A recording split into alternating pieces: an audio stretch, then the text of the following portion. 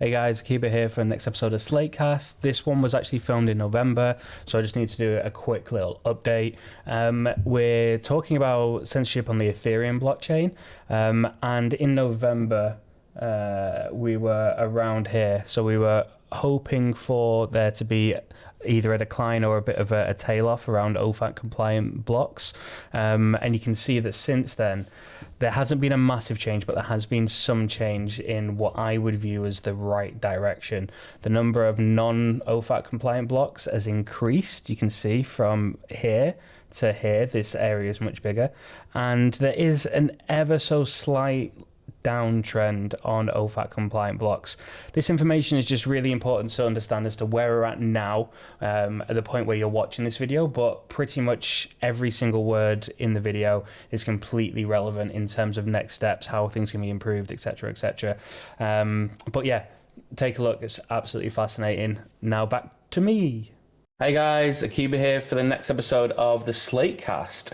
Today we're going to be talking about something that I think is a really important issue in the Ethereum ecosystem. We're talking with Lachlan from Labrys, who is the company behind the website MEV Watch, which if you've read any of my op-eds or articles recently, you'll know is a site and a tool that you can use to see how much of the Ethereum ecosystem is currently OFAC compliant and then arguably being censored.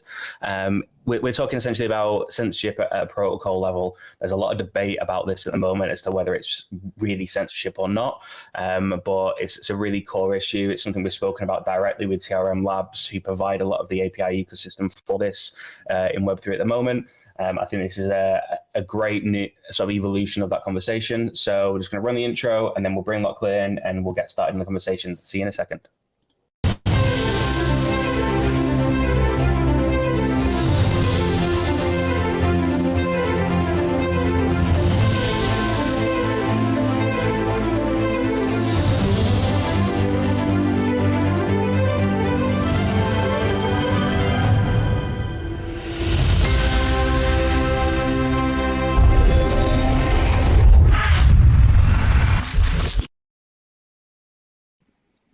Lachlan, how are you doing, my friend? Thank you for joining us. I'm good. Yeah, it's great to be here. So, your company is Labrys, I think if I'm saying that correctly, and you built the MEV Watch website. You were just talking to me offline, saying how you're more usually sort of client focused in terms of infrastructure, in terms of building in Web3. Just want to give us a brief overview as to what you do at Labrys and why you thought it was important to build the MEV Watch website. Yeah, so Labrys is essentially a Web3 product studio or agency. We're actually based all the way over on the far side of the world, down in Little Australia. So we're the largest Web3 product studio in Australia, which is pretty cool. And yeah, we spend a lot of time sort of building out Web3 products for clients. We've been doing it for over 5 years now. And yeah, the blockchain industry is basically our entire industry. Our company sort of depends on the success of the blockchain industry. We do a lot of work, particularly on Ethereum. And so when we can sort of get into the story a little bit, but yeah, my company, we typically build products for other clients. We don't usually build internal stuff, but with the sort of MEV censorship issues, we wanted to raise awareness to the problem. And so at Labrys, we built MEV Watch to sort of bring to the forefront what we think is a pretty good issue, a pretty big issue. Not just for ourselves, but for the entire Ethereum community. We want it to thrive, and so we're trying to help fix what we think is an issue with the tool. So I'm just bringing up the website here, and for anyone watching that's not kind of aware of what the issue is. Do you just want to explain a little bit around how MEV boost relays work in as simple as terms as possible? Sure. So basically, since the Ethereum merge, we've transitioned from sort of proof of work miners over to proof of stake validators, who are now in charge of basically proposing the blocks to build the Ethereum blockchain. These validators basically get to decide what transactions are included in each block. They've always had the power to decide which transactions are included and which ones aren't, although it hasn't in the past been a big issue because typically validators or nodes who sort of put the blocks together will just put the transactions in the block that are most profitable because the miner or the validator gets to keep the rewards.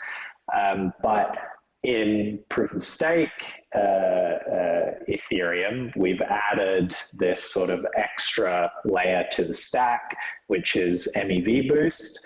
And that's a whole topic on its own, which we might get into, we might not. But the idea behind MEV boost is, you know, the average sort of vanilla validator each year earns maybe 4 or 5% yield on their ETH. If you turn MEV boost on or run it on top of your validator, your validator will no longer propose what we call vanilla blocks or just straight up grabbing transactions from the mempool and ordering them in terms of most profitable, but it will actually outsource block production. MEV Boost is basically an auctioning software that will auction off your block space to what we call relays, and relays basically source bundles of transactions from builders, but basically these relays sort of through MEV basically combine these sort of more profitable blocks, and then those get auctioned off to the validators. Now, where the issue lies is that a lot of these MEV relays who are in charge of building these highly profitable blocks are run by companies that are operated in the US and fall under US jurisdiction.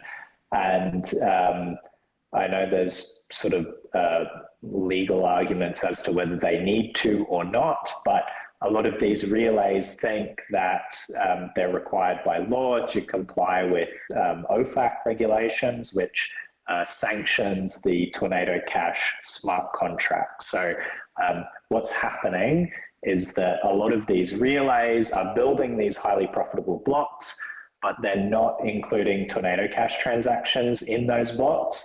And so when these blocks get auctioned off to validators, validators are grabbing them and earning a bunch of extra yield because of them, but they are also preventing Tornado Cash transactions from getting into the blockchain, or at least delaying the time that it'll take to get a Tornado Cash transaction confirmed.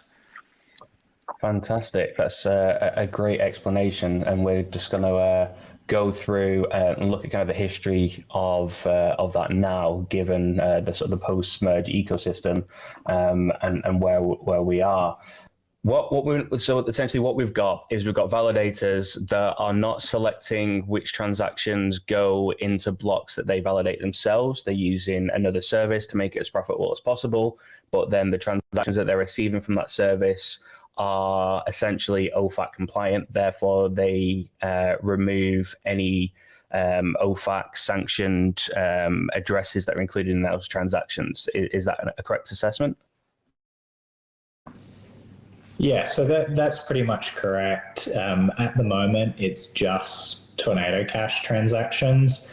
But what I'd sort of like to get into today is that this is actually a massive issue if it expands beyond just Tornado Cash. But yeah, at the moment, basically validators who I don't think, and this is part of the issue, that the sort of incentives are all misaligned. I don't think a lot of the validators want to censor. It's just that, unfortunately, the incentives are aligned on Ethereum at the moment that the most profitable thing to do on the network is to censor transactions. And that seems like a big issue to me. If your sort of incentives are structured in that way, then you probably have a problem.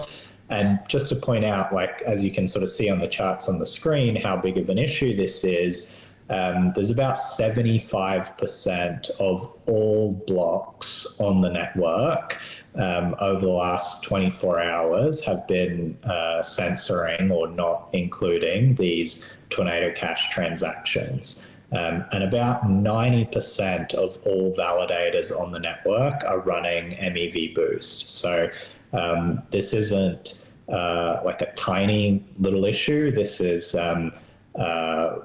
pretty much a network-wide issue. Yeah, and I completely support you on that, in that it's the precedent that it sets that worries me, and the sort of the arguments against this, to say that this isn't a real issue, blah blah blah, are people saying that it's not censorship because the transactions are still going through.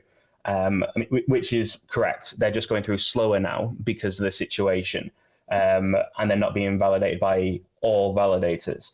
But I mean, we can see here that, like, on September the 15th, the number of OFAC compliant blocks that were being generated, and this is all blocks, this isn't just MEV boost relays, was 9%.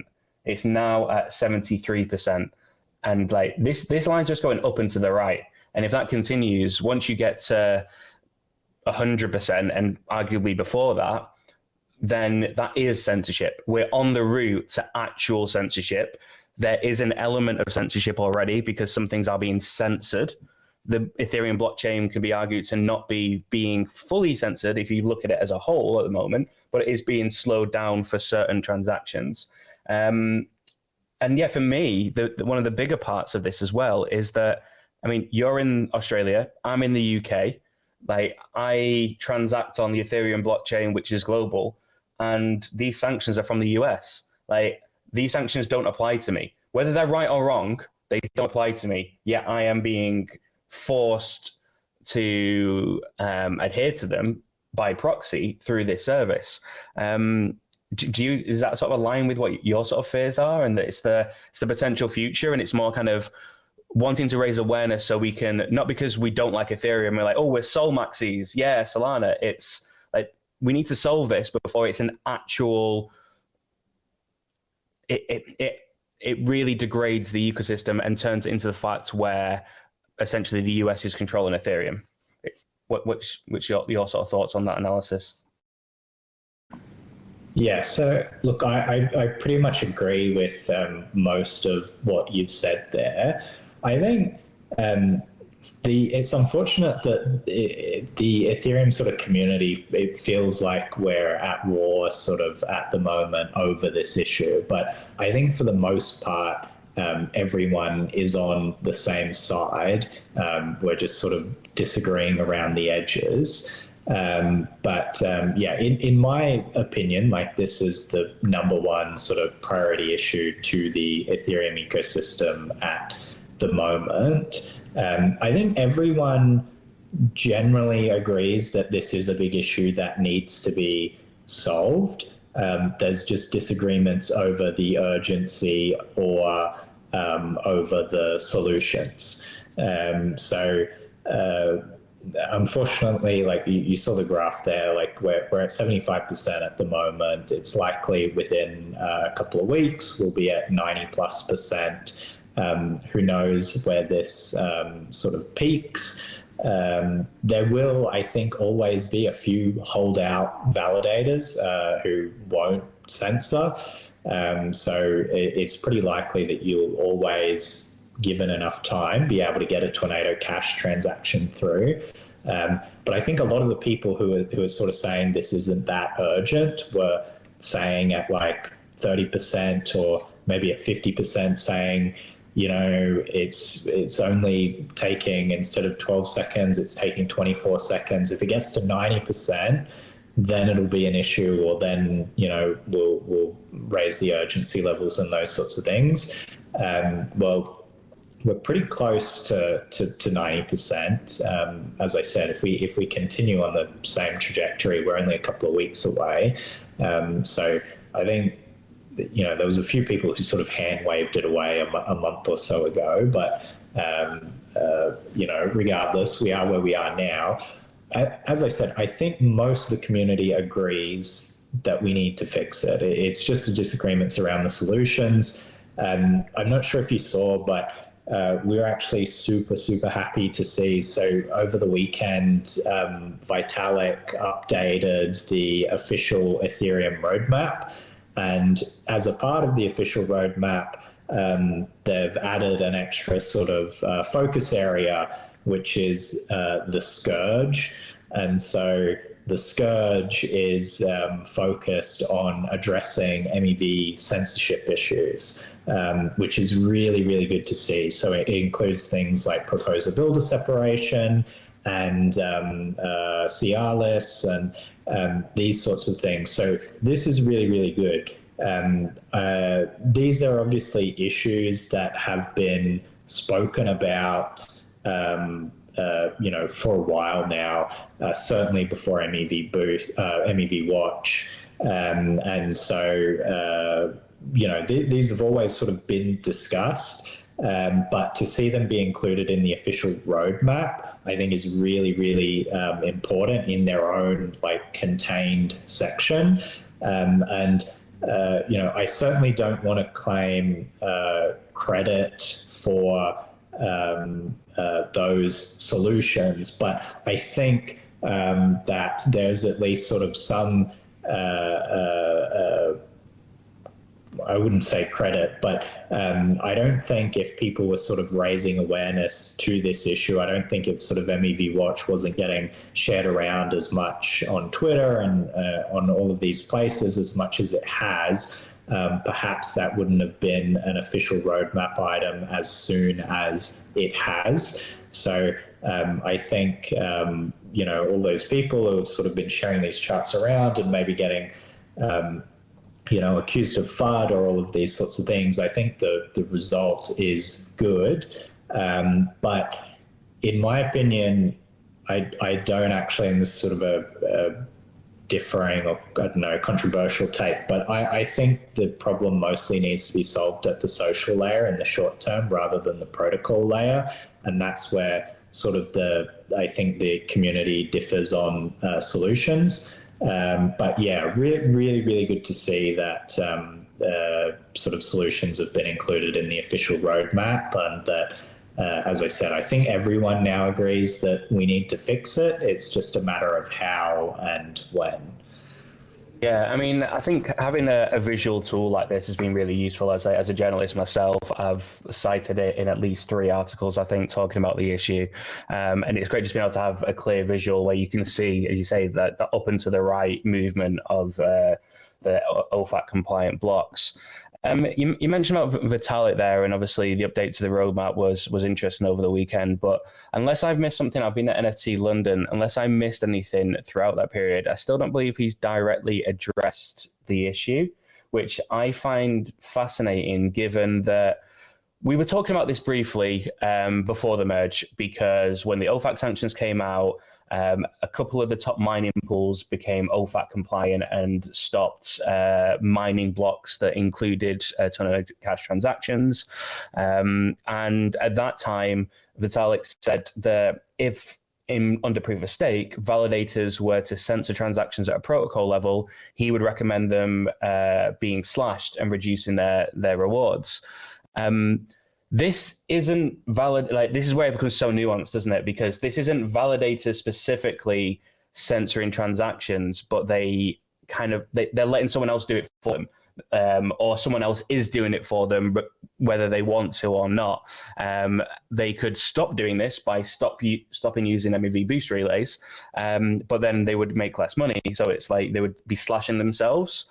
My question being then, why do you think Vitalik's been so quiet on this issue and hasn't mentioned anything, given how strongly he proposed validators to be slashed pre-merge. Yeah. Look, I don't want to put words in Vitalik's mouth. So I don't know. You might have to tweet him to get an answer on that. Look, I think it's good that although I was just saying before, like it's good that Vitalik's added this into the roadmap, but this is a decentralized sort of ecosystem. So I think I don't actually think it's a bad thing that sort of Vitalik takes a back seat, and that sort of we the community need to fix and address the problem. And this is why we created MEV Watch at Labrys is because if we didn't, then who else will? It's I think there's a lot of people with this issue that are sort of saying, oh, it'll be fixed. The protocol teams are working on it. Stop spreading FUD. Be quiet. It'll get fixed in time. There's no point sort of screaming about it. But I think we all do need to take responsibility and actually address the problem. And all the validators on the network could fix this problem overnight if they wanted to by switching to the other relays. So I think, I really think we need to be doing a lot more at the social layer rather than just relying on the protocol level fixes. It was interesting that you mentioned sort of pre-merge. Everyone was sort of very keen to slash any of the validators who were censoring. And now we've got 3/4 of the network censoring and no slashings happening. There is that very sort of nuanced take that, yes, there's a difference between the validators censoring sort of at the attestation level versus at the relayer level. But in my opinion, the difference is not really as big as a lot of people are making it out to be. I think, so that's like an interesting point. I think there's a lot of centralized exchanges. Like I think Coinbase was sort of at the center of the controversy pre-merge when everyone was thinking that they would comply, and everyone was asking like, would you censor or what would you do? And Brian Armstrong sort of said, if it came to that, we'd likely shut down our services before we censored and whatever else. So I actually think there's a lot of, particularly the staking pools and exchanges, who are actually very, very happy that they can now produce compliant blocks but not take the blame for the censorship. This is kind of the best of both worlds for them. But then, there is that question of should they be slashed or not, even if they're not directly doing the censorship. There's actually there's a poll that Vitalik put out maybe a couple of weeks ago, where he sort of asked whether an individual validator should have, or how should the network treat an individual validator who might want to censor, even if for good reasons. So I think the argument was, say there's a validator that's sort of operating out of Ukraine, and if that validator wanted to censor transactions coming from Russian wallet addresses or something, should it be their right as an individual validator to refuse those transactions in the blocks that they propose? And that's, that's a pretty interesting question that gets into, moral and sort of ethical dilemmas and those sorts of things, which I don't really want to get bogged down into. But I think the options were, should the network slash them? should they voluntarily exit the network, or should the network tolerate that decision? Should it be a right of an individual validator to censor, transactions that they might not agree with? And I think the answer that Vitalik chose and what a lot of the community chose was tolerate, which I can understand given the way the specific question was phrased. But my concern is that so long as a validator has the option to censor, so long as that is an option that can be done if they choose to do so, that is a very powerful tool that will be exploited at some point in the future. So although it's Tornado Cash today, and although it's only transaction delay level censorship, not outright censorship, there will come a time in the future where a regulator will, ban or block a protocol or will ask validators to ban protocols that we all really like and use. Like, imagine if the SEC or someone came out and said, Uniswap is an unlicensed, unregulated exchange. They cannot operate in their current capacity. We are asking all US validators to stop attesting to blocks with Uniswap transactions, or at least stop including Uniswap transactions in blocks that they propose. So long as validators have the option to discriminate and to censor, the regulators will come for that power and will push for things to be censored.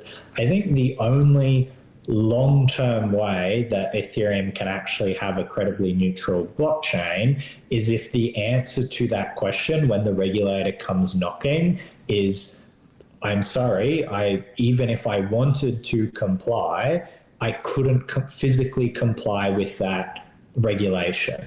I think that has to be the answer. Do you think that encrypted mempools is what's needed? Yeah, so look, there's lots of different solutions being discussed. Encrypted mempools, and I think it's called the shutterized beacon chain is definitely one of the solutions that could help address that.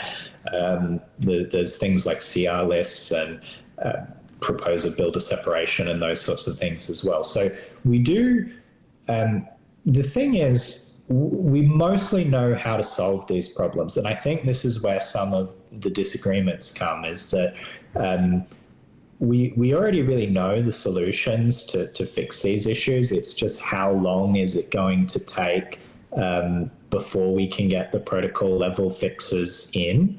So if you think about it from a roadmap timeline, we just had the merge, and the next upgrade post-merge is Shanghai. So Shanghai will very not likely include sort of censorship resistance upgrades.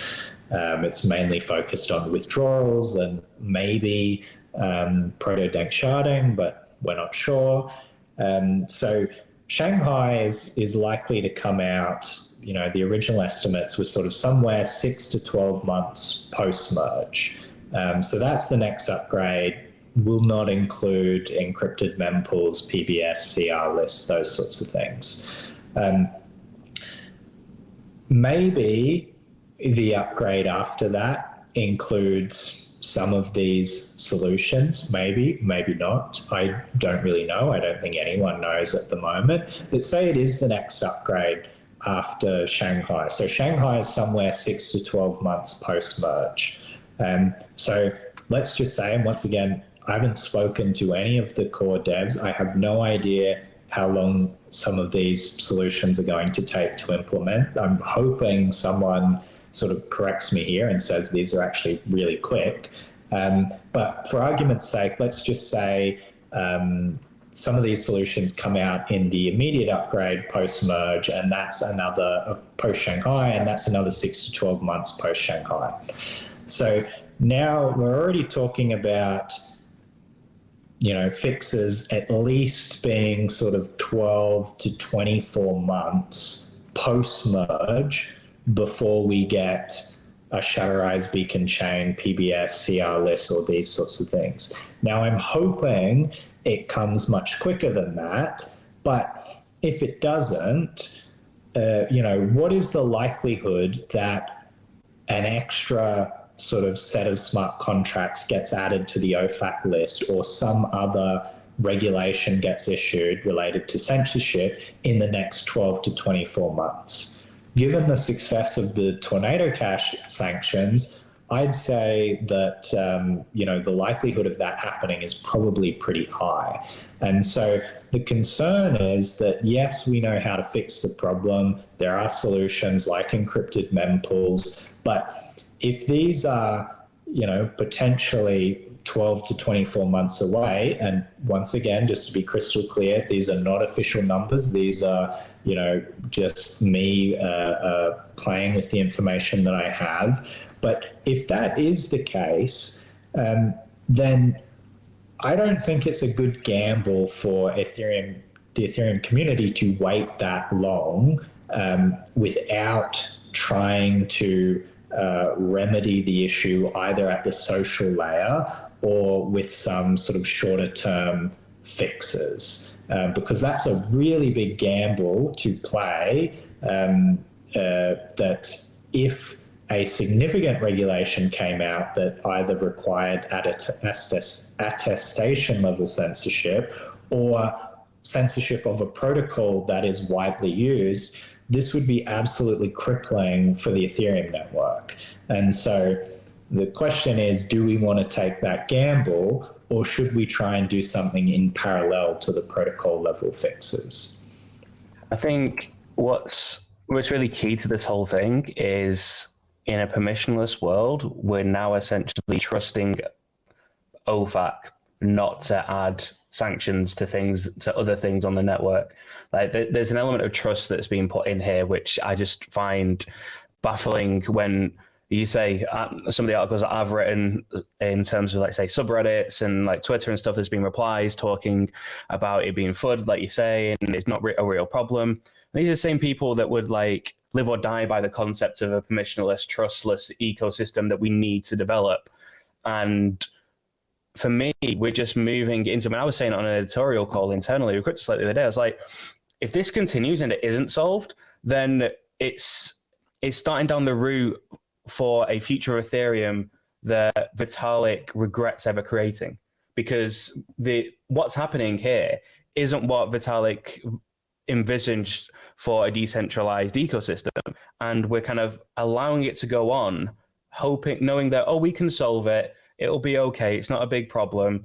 But you say, like, we're going to be at 100% soon. And at that point, when we're at 100% or 90%, then anything OFAC says will instantly be applied to the network. Like, if we're at a point where transactions for, say, Tornado Cash are no longer going through, that means that the US can decide what happens on the Ethereum blockchain, what's allowed and what's not allowed, and we're then having to trust them that they've got the right meaning behind everything they're doing. And to say, as a UK citizen, I don't really care what the US has to say about sanctions around the world. It's not applying to me. I live outside the US, whether they're right or wrong. It's about this precedent. It's about the baseline of this. And I completely align with you that it's worrying in terms of timeframes. But one of the other responses to this is, obviously, Ethereum's open source. Anyone can put through proposals and stuff. Do you think that there is a potential solution for a group of developers to just get together and make a proposal to get something done? As like let's say 1559 happened last year, which was a sort of smaller update that made implications to the network. Could we see a smaller update in between Shanghai and something else, do you think? Yeah, look, like it's certainly a good idea if any sort of devs want to help on, like jump on and help out some of the core teams, build out some of these sort of censorship resistance tools. I'm sure they would super appreciate that, and I think that would definitely be valued by the community. But yeah, as I've sort of been saying, like I'm not optimistic that we're going to be solving these problems at the protocol level in the short term. I hope I'm wrong on this, but I think the protocol level fixes are going to take some time. I've been in the Ethereum sort of ecosystem pretty much since the start, shortly after sort of the ICO.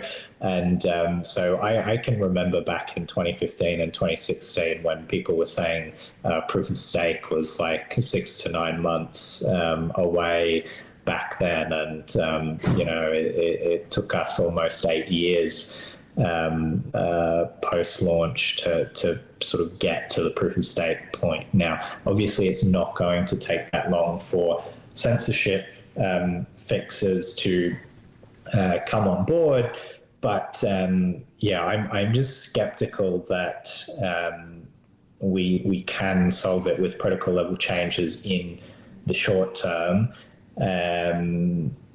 If any devs want to jump on and help out, I'm sure that would certainly help. But I do think we need to try and address it sort of at the social layer.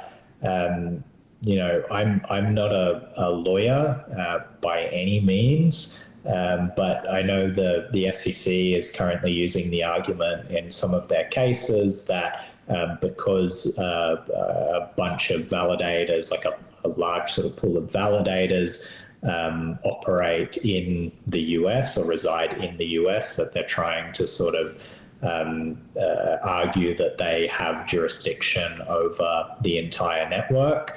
I'm sure this certainly doesn't help the Ethereum community's argument against the SEC when the US sort of puts out a regulation and 90% or 75% of the network currently basically comply with that regulation. It's not a good look. Particularly for us who are not based in the US as well, it's pretty frustrating. And, Ethereum, as you were sort of saying, Ethereum's core premise is decentralization. I'm sure you and hopefully your listeners are familiar with sort of the scalability trilemma, that basically blockchains have to pick between 2 out of 3 different items between scalability, security, and decentralization.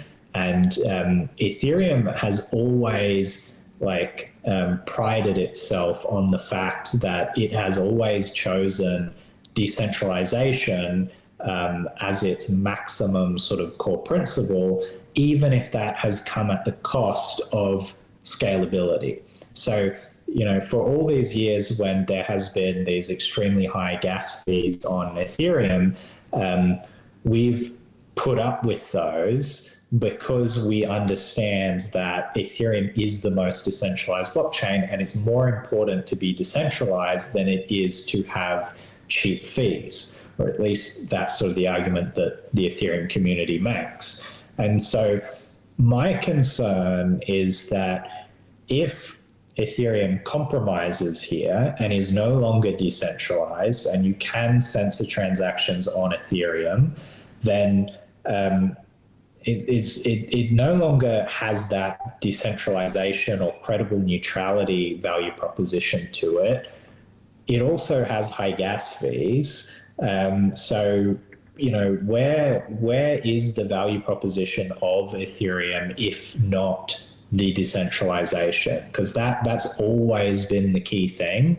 And so if we lose that because of this, then, why not go and transact on some of the cheaper, more centralized blockchains who are also complying with the regulations because, the fees are cheaper. Yeah, I think it then makes you start to wonder whether you talk about the future of Ethereum being realized through layer 2 scaling solutions and sidechains and such. I guess as long as they are not censored in any way, then maybe they can compromise at the layer 1 level. Is that something you think? Yeah, so that's actually like a hugely contentious issue. Is if Tornado Cash, for example, like let's say the Tornado Cash transactions get deployed on a layer 2, are the relays or the sensors going to censor entire L2 blocks that include Tornado Cash transactions in them? Because that would be catastrophic for the network. That it would completely sort of create issues for the layer 2s. You also have like centralization issues where the sequences on the layer 2s could not process Tornado Cash transactions as well, but that's a separate issue. If these relays started scanning for sanctions transactions in L2s, then that could get really messy and really bad because there'd be other transactions sort of getting caught in the crossfire. Yeah, I mean, there's obviously been other users being caught in the crossfire through this whole sort of OFAC sanction situation. Obviously, initially when that hacker dropped the 0.1 ETH to all those addresses straight afterwards, and then they got included. And I think it's really interesting. Like I had, just to sort of sum this all up, we had one of the members of TRM Labs on the podcast a couple of months ago, and I thought it was really refreshing to hear him saying that that TRM understand that Tornado Cash is different, that it's not the same, and by that I mean different to other sanctions on the OFAC list in terms of terrorist groups, that there is genuine, legitimate use cases for Tornado Cash. It's open source code that's essentially being sanctioned here. Yet nothing's really changed about how it's being done. So I think that I agree with you. I think there's a lot of people in the space, including the companies that are providing the infrastructure to allow for the censorship and the validators, that don't actually agree that this is the right way to do things, but are providing tools that are allowing companies to essentially not run into trouble with US regulators. So I'm also cautiously optimistic that there is a solution out there. I feel that your sort of approach to solving at the social level is going to be difficult, though, isn't it? I mean, what do you think needs to be done to sort of round up in order for us to solve this then in a time frame that's going to be useful to stop Ethereum being completely censored? Yeah, so once again, we have to fix it at the protocol level, so that's non-negotiable. In my opinion, like, we shouldn't tolerate any censorship, even if for good intention, because that power will be exploited. So we have to completely get rid of that, but that is going to take time, and each day that takes where you have validators complying with these regulations is basically, each day that goes on, you're gambling the Ethereum ecosystem on the hope that more restrictive regulations won't come out. So my sort of proposal is that we have to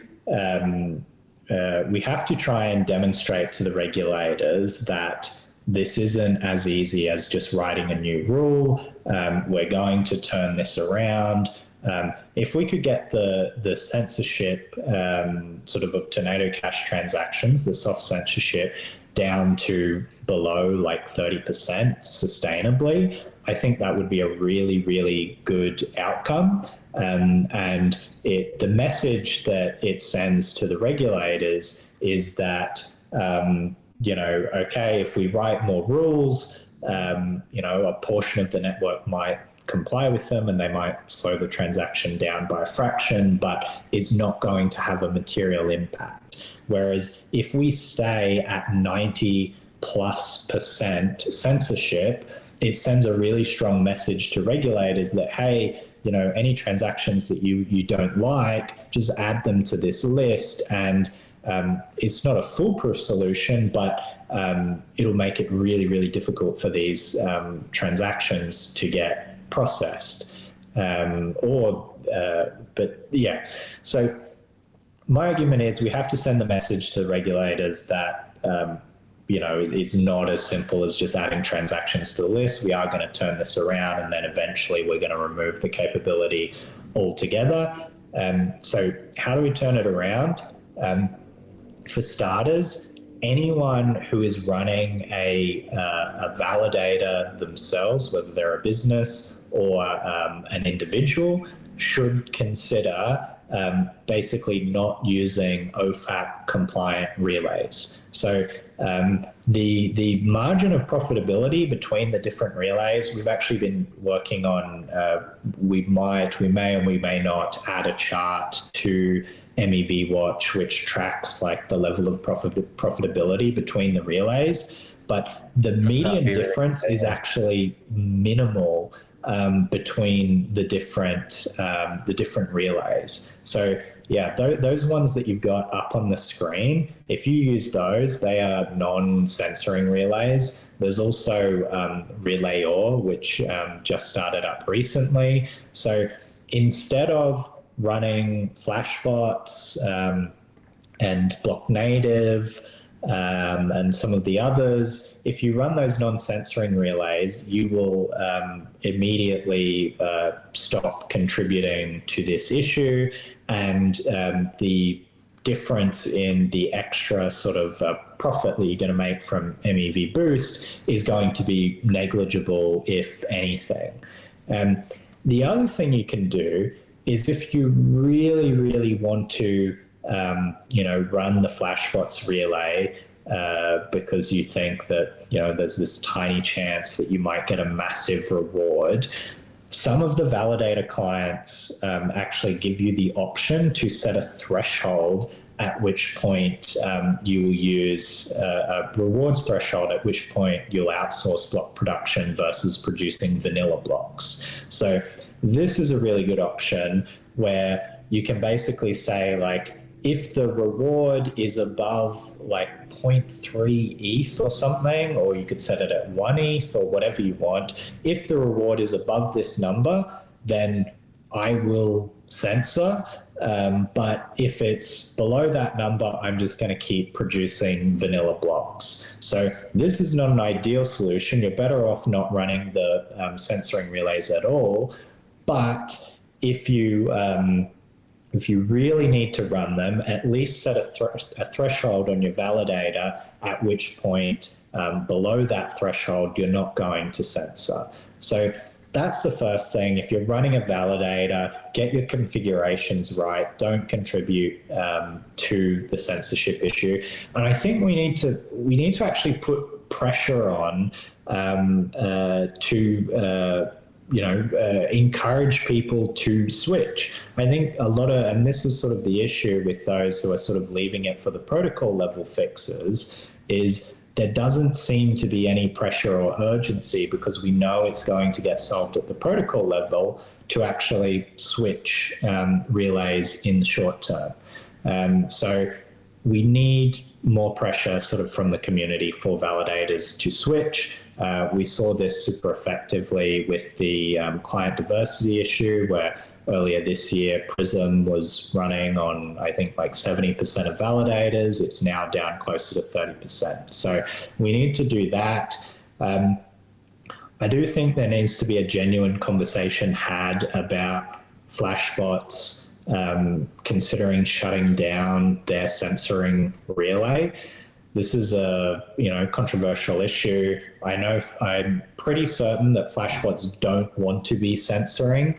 but they believe, based on internal sort of legal assessment, that they are required to. If that is the case, then I think they should consider shutting down the Flashbots relay unless they can basically turn off the censorship. This would basically leave it to the remaining relays to fight it out. Now, there are big issues with that because a lot of the other relays required are permissioned in the sense that only sort of whitelisted block builders can submit to those relays. There are concerns over sort of the infrastructure capacity of some of those other relays. There are some, I don't think Flashbots should just turn the relay off overnight. There's some thought that needs to go into that, but we should be having a genuine conversation about that. I know Flashbots are also working on Suave as well, which is meant to help with this, but they really haven't released any sort of details on that besides a couple of sort of key points. So there's a discussion that needs to be had with Flashbots and their relay. But I think the main thing is just we need the community to agree that, yes, we'll fix it at the protocol level, but we should be trying to work together to reduce the numbers at the social level until the protocol level fixes come. I think that's where the disagreement is. And I think if we can agree on that and actually make some change at the social level, I think we can make this picture look a lot better a lot more quickly, because I don't really want to gamble the Ethereum network over the next 2 years on the fact that, hoping that a US regulator is not going to ban a popular protocol or, increase and require attestation level censorship. I don't really want to do that. So I'd like to the community to come together to send a message to the regulators that, a majority of the network is not going to comply with these regulations, at least at the block proposing level. Yeah, I mean, there's, like you said, there's a whole load of nuances with this argument. Whether the sanctions apply just to US validators, that you say, whether they apply throughout the whole network. I say like Flashbots at the moment. So this is removing all blocks and only looking at relays. They're 75%. Of blocks are going through Flashbots at the moment. So like you say, they're a company that could do a lot to help solving this overnight by changing it. And yeah, I mean, it's interesting. You can see to be clear as well, sorry, I just want to get in there as well, because I know Flashbots cop an absolute ton of flack over this. I don't know any of the Flashbots guys, but I think they're very well intentioned. I don't, want to send an army of people sort of to go after them. I think they're very well intentioned. I think they've done a lot of good for the Ethereum community. But they are in a position where they can do a lot to fix this issue, and so. If they can try and help the community out here, it would be very much appreciated. Yeah, and I think it's a really interesting and a valid point in that, especially from my point of view as well, that this isn't a pitchforks at dawn issue. This isn't like going after people, you say, and attacking anyone in the ecosystem. It's about raising awareness for something that can be solved, that fits in with the ethos of Ethereum and what it's meant to be. And we should really all be on board. And like you say, most people are on board that this needs to change, but it's all about the speed or the way in which it happens. It's not the sort of issue that you like. We're also going to want to be ranting on about for years, and that can never be solved. And we're always going to be like, there's always going to be people that are anti-relays. It's like, no, just make it better. Make it so that we don't have this stupidly high number of 75% of blocks being OFAC compliant.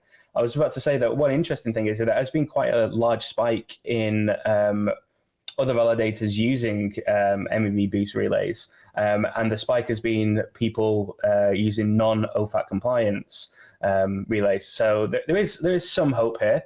So there's now, what is that? Only 13% of the network isn't using this, but an increase of like 13% that are using non-OFAC compliant ones compared to a few months ago that was only 7%. So there is an increase here. So just to finish off, surely your message, like, you would like to see this green area become bigger than the red area, not that we want it all to become grey.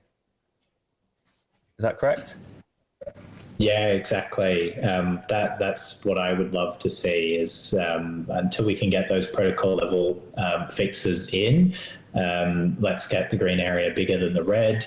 As I said, like, the exact level of censorship, like ideally it would be 0, but we can all sort of disagree over how far it should go down to. Definitely more non-censoring than censoring would be good. If we could get the censoring below 50% or below 30%, I think that would be ideal, and I think that would be a really strong message.